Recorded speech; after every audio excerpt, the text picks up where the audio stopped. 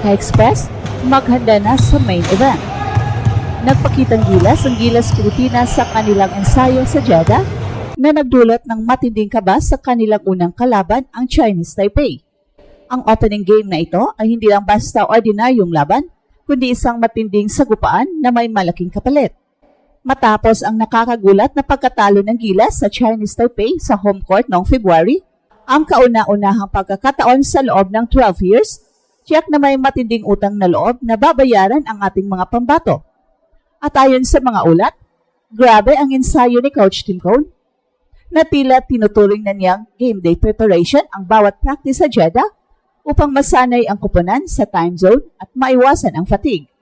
Ito ang sagot ng team sa nakaraang pagkatalo kung saan kahit ang 39 points ni Justin Brownlee ay hindi pa rin sapat.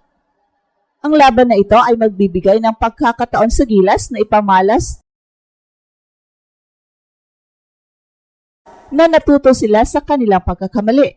Bukod pa rito, ang rivalry sa pagitan ng Pilipinas at Chinese Taipei ay mas iinit pa, lalo na tied sa 5-3 ang kanilang standing sa FIBA Asia Cup group stage matches. Kaya naman, abangan natin kung ang matinding ensayo ba ni Coach Tim Cone ang magiging susi sa panalo at magpapatahimik sa Chinese Taipei. Ka-Express, narito ang ating matchup analysis para sa main event. Ang laban sa pagitan ng Gilas Pilipinas at Chinese Taipei ay hindi lamang tungkol sa talento, kundi sa strategy at matinding paghahanda. Sa panig ng Gilas, matapos ang nakakagulat na pagkatalo sa home court noong February, sinisiguro ni Coach Tim na hindi na mauulit ang parehong sitwasyon. Ang kanyang diskarte sa Jeddah ay isang game day-like preparation kung saan ang bawat practice ay may seryosong pacing at focus upang masanay ang mga players sa oras at klima. Bukod pa rito, mas kompleto ngayon ang Gilas, lalo na sa kanilang frontcourt, ang ating Twin Towers na sina Junmar Fajardo at AJ Edo na handang-handa na para depensahan ang ilalim ng ring. Ang kanilang presensya ay magbibigay ng malaking bantahe sa rebounding at depensa na siyang naging kahinaan ng Gilas sa nakaraang laro. At magandang balita rin Ka-Express dahil mukhang 100% na si Calvin Aftana na siyang magiging lights-out shooter at magbibigay ng opensa mula sa labas para mas-spread ang depensa ng Chinese Taipei. Sa kabilang banda, hindi rin dapat maliitin ang Chinese Taipei. Alam nila na sila ay may psychological advantage matapos nilang talunin ang Gilas sa sarili nitong teritoryo. Kilala sila sa kanilang fast-paced offense at matatalinong shooters. Sa kanilang nakaraang panalo, naging malaking factor ang galing ng kanilang mga guards at forwards, tiyak na gagamitin nila ang momentum at kumpiyansa mula sa kanilang huling laban. Ang kanilang preparasyon ay nakatutok din sa paggamit ng kanilang bilis at outside shooting para ma-frustrate ang depensa ng Gilas. Ang laban na ito ay magiging isang chess match kung saan ang bawat coach ay magpapakita ng kanilang husay sa diskarte. Ka-Express, narito na ang ating fearless forecast. Sa kabila ng matinding paghahanda ng Chinese Taipei, naniniwala tayo na mananalo ang Gilas Pilipinas sa kanilang opening game. Ang forecast na ito ay nakabase sa ilang matitibay na dahilan na tiyak na magpapabago sa resulta. Una, ang tinatawag nating revenge factor. Hindi basta-basta matatanggap ng Gilas ang pagkatalo sa home court noong February. Ang bawat manlalaro ay may matinding pagnanais na bumawi at patunayan na ang pagkatalong iyon ay isang pagkakamali lamang. Ang psychological drive na ito ay magbibigay sa kanila ng extra motivation at aggressiveness sa court. Pangalawa, ang team chemistry ng Gilas ay mas buo at matatag na ngayon.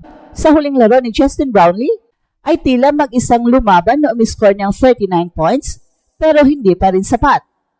Ngayon, iba na ang sitwasyon. Meron na siyang malakas na suporta mula sa buong team. Ang presensya ng Twin Towers na sina Junmar Fajardo at AJ Edo ay magbibigay ng sapat na proteksyon at scoring options sa ilalim ng ring. Ang mga clutch shooters tulad ni Calvin Aftana at Chris Newsome ay magbibigay ng opensa mula sa labas. Hindi na kayang bantayan ng Chinese Taipei si Justin Brownlee ng mag-isa dahil marami na siyang kasama na kayang umiskor. Ang sistema ni Coach Tim ay mas pino at mas alam na ng mga players ang kanilang mga role. Ito ang dalawang posibleng senaryo sa laban. Scenario 1, dominahin ng Gilas ang laro mula simula hanggang matapos gagamitin nila ang kanilang lakas sa ilalim ng wing at ang kanilang outside shooting para magkaroon ng malaking lead. Mapapatunayan ng Gilas na ang pagkatalo ng February ay isang fluke lamang. And Scenario 2, magiging dikit ang laban kung saan lalaban ang Chinese Taipei gamit ang kanilang bilis at outside shooting. Pero sa huli, mananaig pa rin ang Gilas dahil sa kanilang team depth at matalinong coaching at matinding pagnanais na manalo. Ano man ang mangyari, ang panalo ay siguradong mapupunta sa Gilas.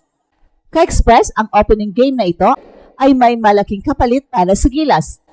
Ang panalo dito ay hindi lamang magbibigay sa kanila ng momentum, kundi magiging isang malakas na statement din sa iba pang kalaban sa FIBA Asia Cup.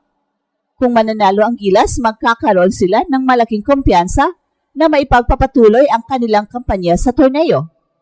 Pero kung sila ay matatalo, magiging mahirap ang kanilang daan at maaring makaapekto ito sa kanilang moral.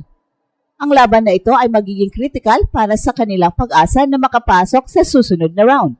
At ang laban ng ito ay mas iinit pa dahil sa matagal ng rivalry sa pagitan ng Pilipinas at Chinese Taipei.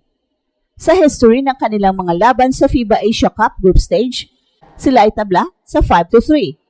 Ang laro sa August 5 ay magpapatunay sa rivalry na ito at magbibigay sa mananalo ng bentahe sa kanilang head-to-head record. Ang bawat laro sa pagitan nila ay palaging puno ng intensity at emosyon at ang laban na ito ay tiyak na magiging isa sa pinakamahalaga sa kanilang kasaysayan. Ang opening game na ito ay ang simula ng mahabang laban ng Gilas sa FIBA Asia Cup. Ang bawat hakbang, bawat laro at bawat panalo ay mahalaga sa kanilang paglalakbay. Ang panalo kontra Chinese Taipei ay magbibigay sa kanila ng lakas ng loob na harapin ang mga susunod na hamon. Kaya naman, abangan natin ang laban na ito at makiisa sa pagsuporta sa ating Gilas Pilipinas. Samantala, Ka-Express, patuloy ang mga aksyon sa NBA Summer League kung saan nagpapakitang Gilas ang mga bagong rookies at second-year players. Dito ang mga undrafted players at mga naghanap ng spot sa NBA Roosters ay binibigay ang lahat para mapatunayan ang kanilang halaga at kakayahan sa mata ng mga NBA coaches at scouts. Bawat matagumpay na laro at magandang performance ay maaring daan para makakuha sila ng two-way contract, standard contract o makasama sa training camp ng isang NBA team. Ito rin ang panahon para sa mga fans na masilayan ang mga posibleng maging hinaharap ng mga stars ng liga at ang evolution ng laro sa pinakamataas na antas ng basketball sa mundo, na patuloy na nagbibigay ng excitement sa mga manonood. At ito ang Express Info kung saan bawat kwento, ginulat ang mundo. Don't forget to like and subscribe.